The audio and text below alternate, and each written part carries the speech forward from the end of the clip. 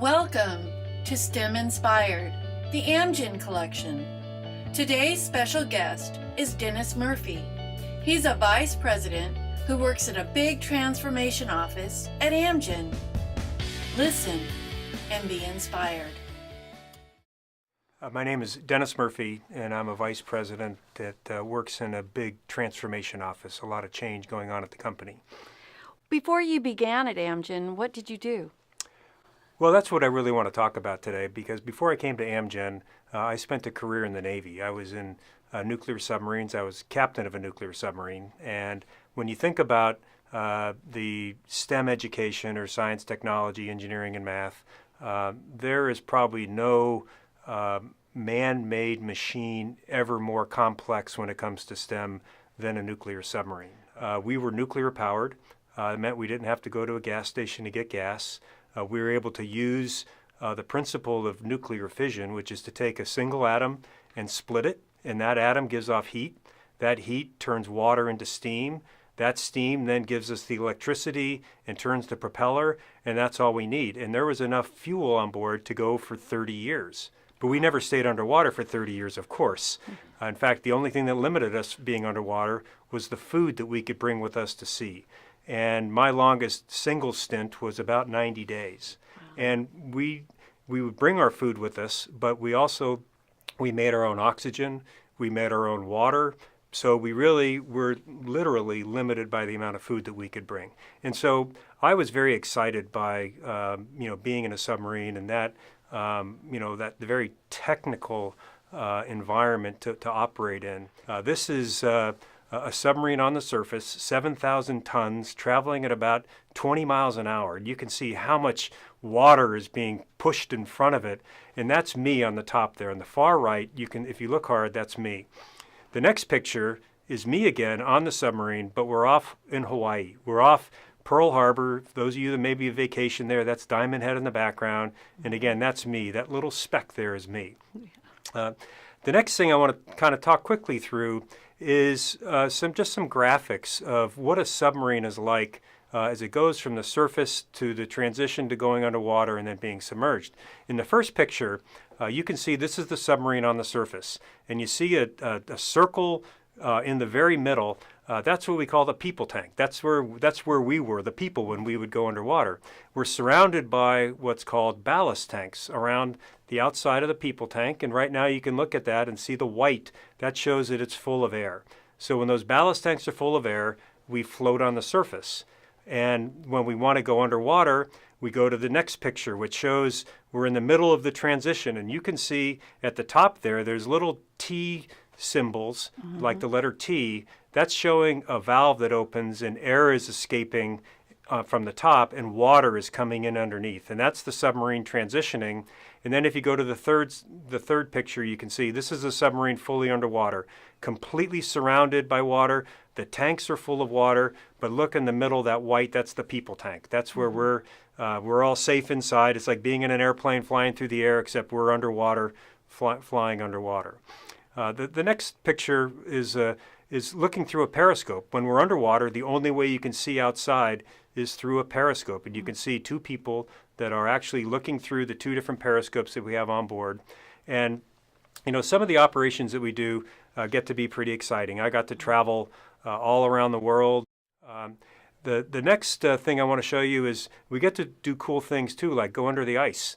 This is the submarine under the ice. And you can see, there's somebody standing there. That submarine actually surfaced underneath the ice. And next, you can see the submarine attracted some friends. You can see some polar bears came to check out what the submarine was like sitting there on the surface. And then finally, the last picture, you can see there's a polar bear giving the rudder of the submarine a big hug as seen through the periscope. So that kind of summarizes for you some of the exciting things that I did in submarines and what a STEM education and engineering allowed me to do in my Navy career. Would you please describe a typical day at your job? Well, when I was a submarine, there was no such thing as a typical day. Every day was completely different, and in fact, it was hard to even define what a day was because we were constantly operating 24/7, and we used an 18-hour rotation for people that had duties. So your body clock was thrown off because you had no natural light, and you were 6 hours on, 12 hours off in an 18-hour rotation with a 24-hour clock. What was your favorite part about the day? I think my favorite part about being in the submarines was when I got to be up on the surface, because we spent so much time underwater. And in fact, over the course of my entire career, I spent a total of 5 years underwater. But when we got a chance to be up on the surface, I got to see some really neat things, especially being off the coast of Hawaii. Dolphins would like to come and ride the wave in the front. If you remember that very first picture I showed you with all that water coming, right. Dolphins loved that. They would come and play in the wake, the water being pushed out. We got to see whales in the seasons off Hawaii. So being on the surface and being able to see some really neat things, that's what I enjoyed the most. What did you find most rewarding about the job? I think the most rewarding was knowing that I was serving my country, being able to give back. You know, I was fortunate enough to attend the United States Naval Academy, and there my college was paid for by the government through the Naval Academy, and then being able to give service back to my country, I think was the most rewarding. When you were younger, what did you dream of being someday? I know exactly what it was. I wanted to be an astronaut. I can remember when I was the age of many of you that are watching this, I was sitting there and I got to watch live a man walk on the moon. I remember that vividly. We were in the classroom, and I have to say it was black and white television, but it was live television watching that. What influenced you in your STEM? What influenced me was I knew I was good in math and science, and I got encouragement from teachers to pursue that. And I think kind of following that encouragement, was probably what led me down a track to look for, when I got to the college level, to look for opportunities that would take me in a more technical direction, because I knew that was my strength. So who was or is the biggest influence in your life? My biggest influence was an admiral that I worked for. He was actually what's called the Chief of Naval Operations. He was like the head of the whole Navy. And I was his personal aide for about 3 years. I did everything with him and traveled around the world with him and got to see him in every imaginable situation. And he was such a role model to me that he's still alive today. I still talk with him. And if I've had big life decisions, he's somebody that I reach out to. And I just saw that he balanced work and life in a way that I'd never seen anybody else do that. He always put his family first. And to me, that was something that was incredibly important. What do you wish you had known before starting your profession? I wished I'd have known that what I was learning in the Navy's nuclear program, the science, a lot of the engineering, a lot of the things that I went on to learn, I wished I'd have known how much they applied outside of the Navy.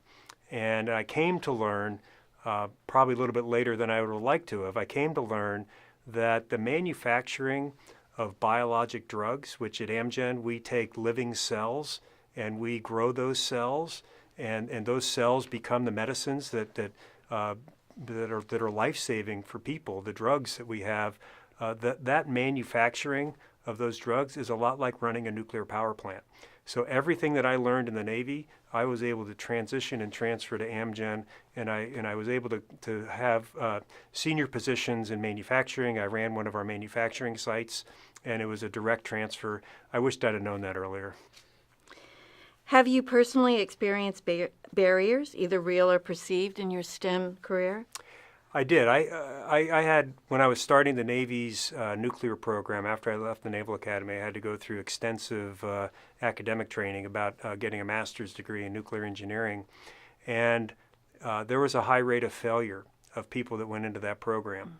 Mm-hmm. And I had fear going into it. And what I realized, it was self-imposed. And what I learned about myself was that when you apply yourself, when you work hard, when you give it all that you have, you can be successful. If you start to talk yourself out of it, that maybe I can't do this, then that's when failure comes. Why is it important to establish and encourage an environment which fills STEM careers with diverse individuals? I think that when you surround yourself with people that look the same, come from the same backgrounds, have the same experiences, that you're very limiting in what outcomes you try to achieve when you're trying to solve problems or build organizations or build any kind of enterprise, that the value of having diversity of perspectives, experiences, backgrounds, all of that diversity gets you to a much richer outcome and a better place.